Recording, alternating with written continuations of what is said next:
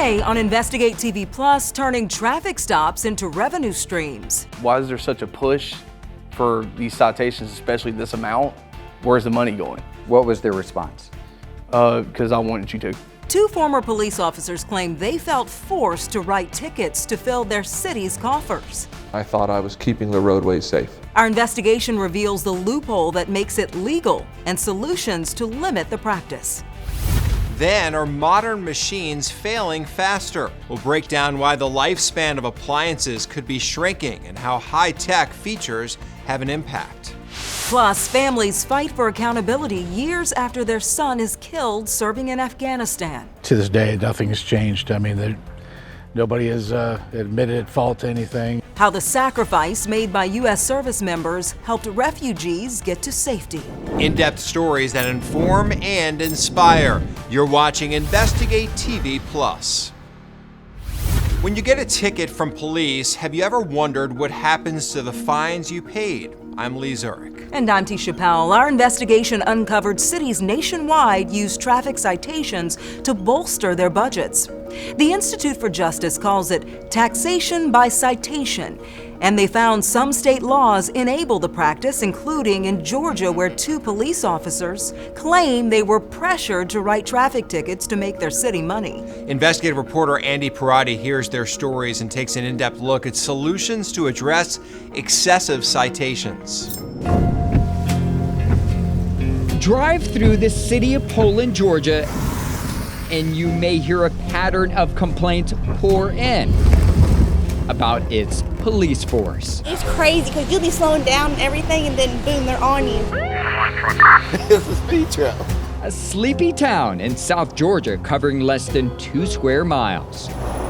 When you get to Poland, you slow down. Yeah, that'll get you.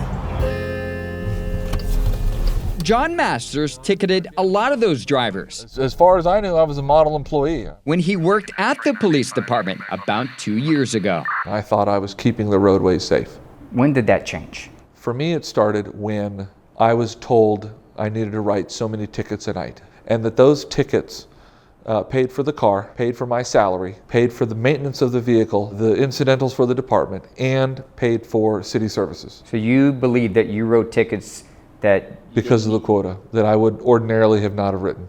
City records show John often wrote dozens of tickets a week, second only to the city's assistant police chief at the time. Yeah, he basically told me, if you don't do this, you're not going to have a fun time here. John isn't the only officer making those claims. Thought there was something wrong with that. Zach Watson worked at the Poland Police Department too. So when I started asking questions like, why is there such a push for these citations, especially this amount?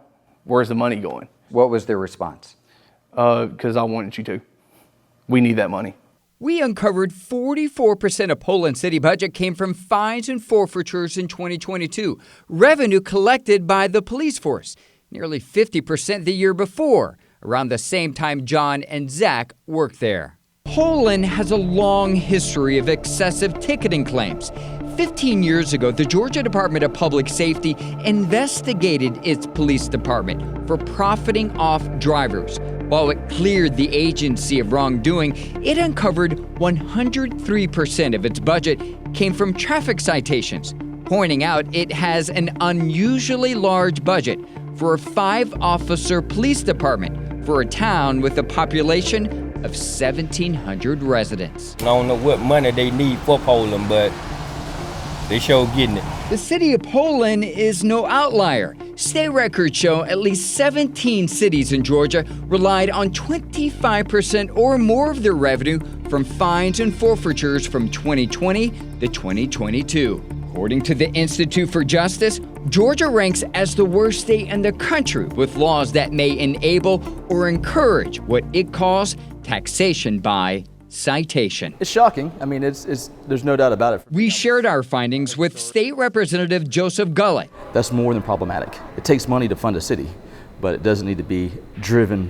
strictly by tickets. It needs to be about public safety. Georgia law allows the state to revoke or suspend speed detection device permits when ticket revenue exceeds 35% of police departments' budgets.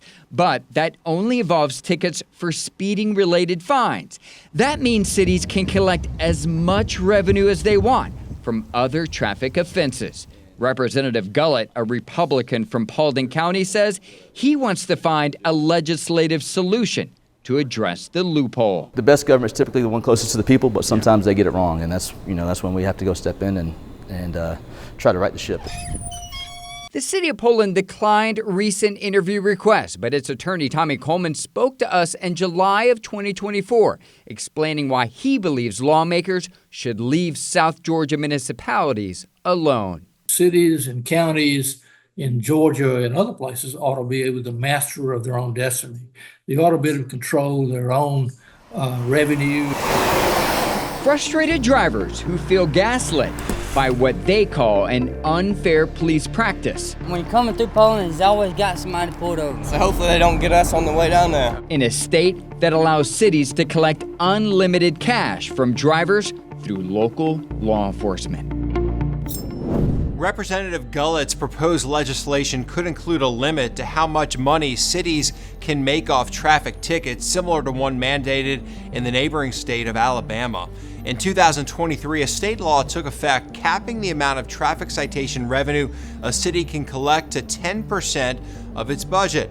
The fines collected above that threshold are sent to a state-run crime victims compensation fund. That kind of solution is, more directly addressing the problem and doesn't have the same issues of tying law enforcement's hands as the current law has. Advocates for the cap say it doesn't prevent law enforcement from writing tickets, but it creates fewer financial incentives. You can learn more about how your state handles fines from traffic tickets on InvestigateTV.com. Just search Taxation by Citation. Still to come, we take an in-depth look at why students benefit from diversity at the head of the class. The kids get super excited when he comes into the classroom. And a push to encourage more black men to become educators. But first, a story of sacrifice. 23 years old, that's just life getting started. And survival. If they caught me with the U.S. passport, that's the end of my life. Tragic and inspiring tales of how lives were forever changed after the deadly withdrawal from Afghanistan. You can watch Investigate TV Plus anytime online. Just subscribe to our YouTube channel at Investigate TV. You can catch stories and full episodes.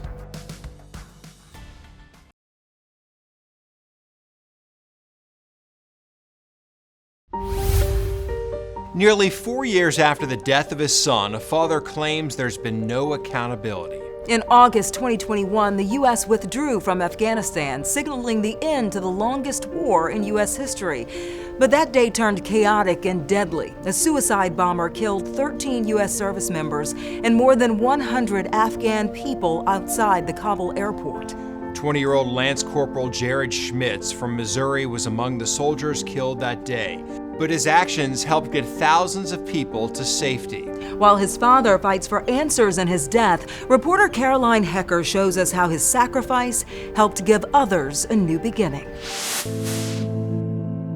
Mark Schmitz always knew his son Jared would one day be laid to rest at Jefferson Barracks National Cemetery. He never could have imagined he'd be alive to see it. It's a terrible day, honestly. We have a calendar in our living room that never changes. It always says August 26, 21. That's the day Jared, along with 12 other U.S. service members, were outside Abbey Gate at the Kabul airport. Hey, stop short! Their goal was to help those with proper paperwork to safety while keeping the panicked crowd under control.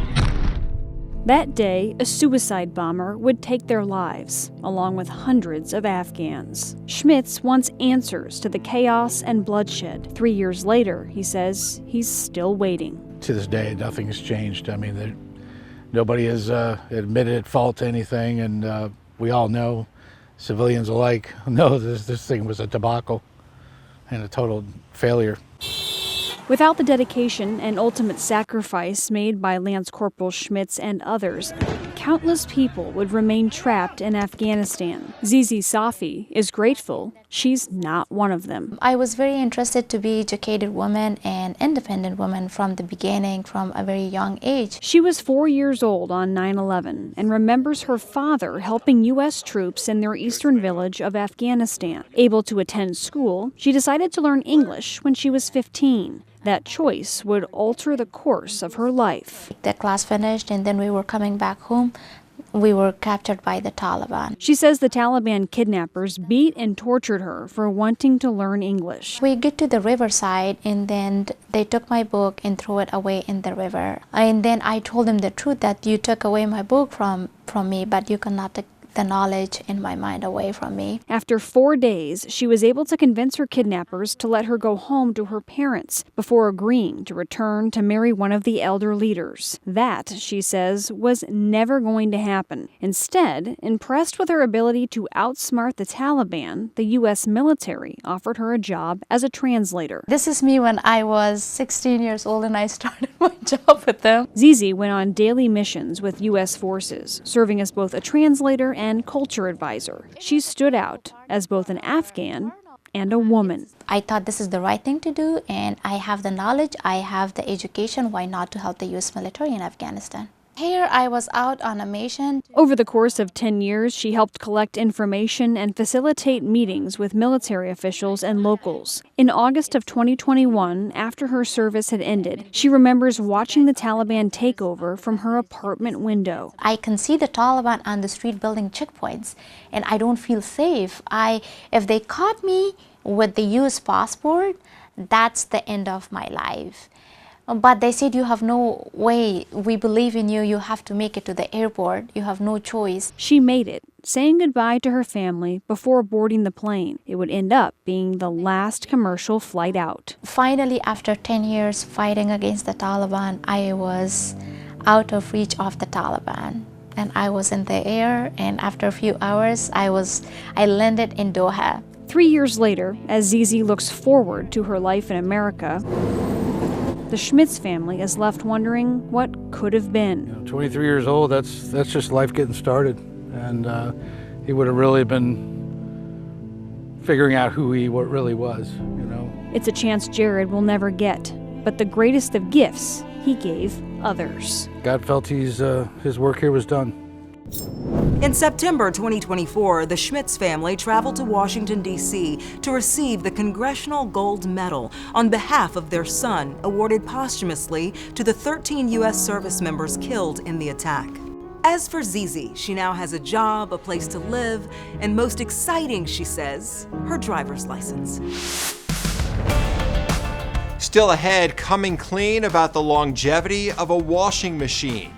We press for answers about why your grandmother's appliances might last longer than your brand new one. You can watch Investigate TV Plus anytime, streaming online. Get the app for Roku, Amazon Fire TV, and Apple TV. They're free to download.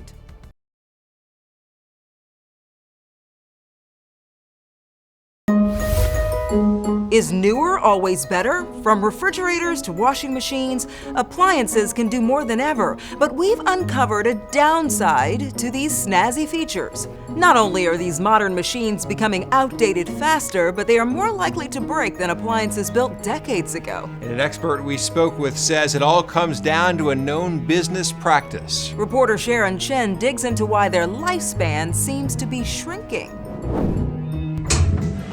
In her lifetime, Lonnie Tupa has done a lot of laundry, and we mean a lot. I had 5 children, and so it was going constantly for years and years and years, really and truly, morning, noon, and night. She recently had to replace her washer and dryer of 37 years.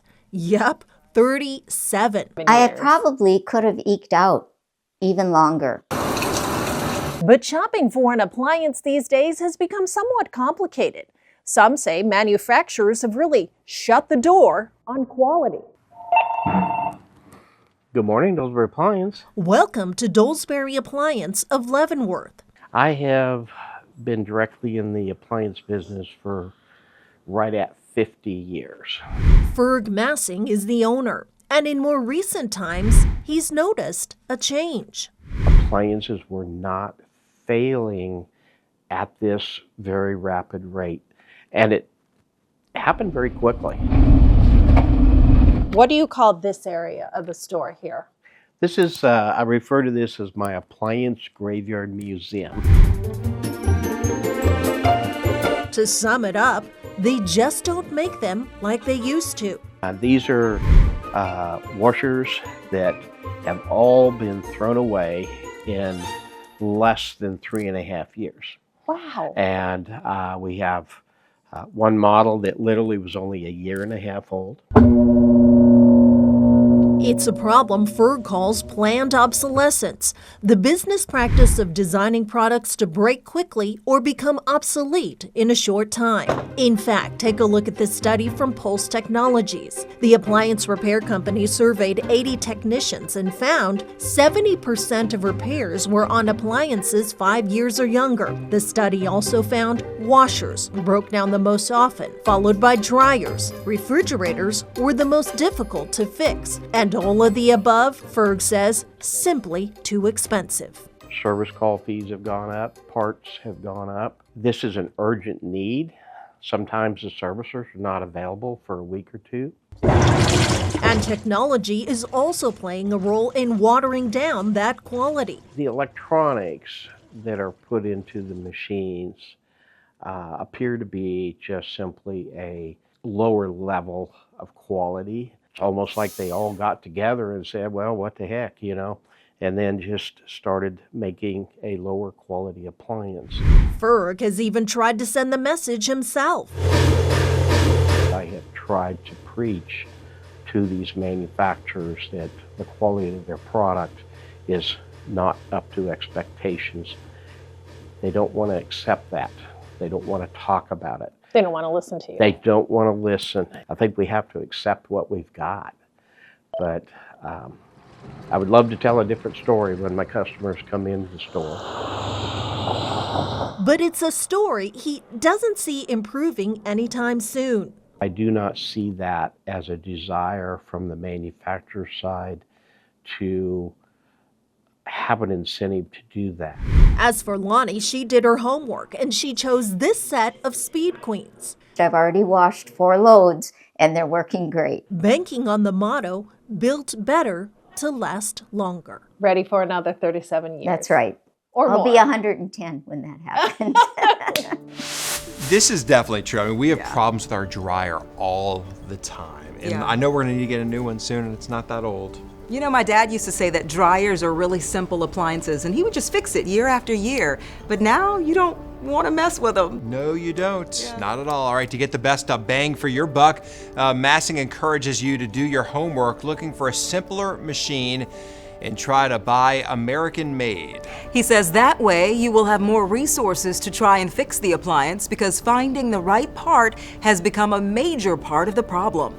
And what if a fix doesn't exist? There's a group fighting for what's called right to repair laws, which are gaining momentum nationwide. It says that manufacturers do have to provide documentation, parts, and tools to a consumer or to an independent repair representative that the consumer can select. While 8 states have passed legislation and a dozen more considering it, those who oppose the bills say they would require companies to release sensitive information that puts security at risk. You can learn more about how much families are spending on appliances and how much prices have changed over the years on InvestigateTV.com. Just search Right to Repair. Up next, building brighter futures. The knowledge you get, the experiences, the connections that you make, you can't put a price tag on that. The program inspiring more Black men to become teachers. We need people that look like us in the classroom. Plus, an in-depth look at how they could positively impact students.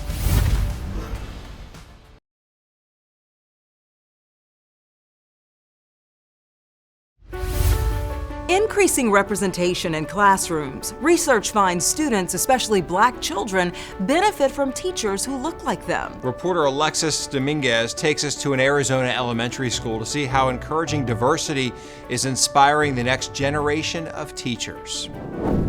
Get a high five? KT Johnson glows when he talks about his time with the preschool students in Miss Perry's classroom. Like, I have fun with them every day. So yeah, it's like an amazing sense of peace. He's amazing with the kids. The kids get super excited when he comes into the classroom. Okay, bingo, bingo. Every week, he teaches them new words, how to write their names, and read stories. I know later down the line, they're gonna remember who I am. They're gonna like school because they experienced me. The National Institute of Health found children who went to preschool were less likely to be arrested later in life. It's a statistic that's fueled KT's passion. I don't want nobody to experience what I experienced in life. I want to prevent as much as I can. Perfect spot to grab them and come here and just change it. Give them something new, make them like school. He's part of the Literacy Lab, which provides men of color ages 18 to 24 a foundation to pursue a career they may not have thought about, education. They also help them with financial resources to get them through college. The knowledge you get, the experiences, the connections that you meet, you can't put a price tag on that. The Arizona Department of Education reports only a quarter of the state's teachers are men. Even fewer are men of color. 17% of all Arizona teachers are Hispanic. 4% are black. We've been in Arizona 2 years now. Navarro Whitaker manages the program and says that's where the lab comes into play. Statistics show that everybody's test scores go up when you have a black male in the classroom. In addition to that, we need people that look like us in the classroom. The hope is after the program, most will go on to work in Arizona schools or continue their college education and become a full-time teacher. That's definitely the goal, is to stick with education. The program operates in half a dozen other cities, including Atlanta, Georgia, Cincinnati, Ohio, and Washington, D.C. Recent high school graduates or seniors can apply for the Literacy Lab's Leading Men Fellowship, which lasts an entire school year. That's it for us on Investigate TV Plus. I'm Tisha Pell. And I'm Lee Zurich. Thanks for watching.